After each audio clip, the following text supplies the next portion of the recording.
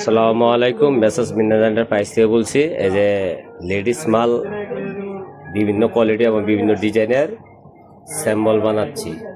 এই দেখেন, একটা চুলের ভিতরে পুরোটা পিস্টিং লাগানো হয়েছে।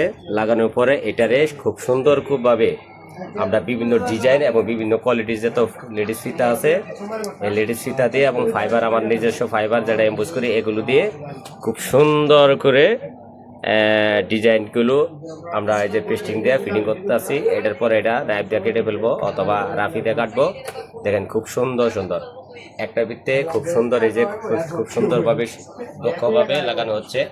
এই দেন সহজ পদ্ধতি, সাইজভাবে সাইজ লাগাচ্ছি। আর এখানে অনেকগুলো স্যাম্পল, এখানে আমরা এই যে পেস্টিং মারার ফিটিং করার পরে এগুলো স্যাম্পল এখানে ফিটিং করা হচ্ছে।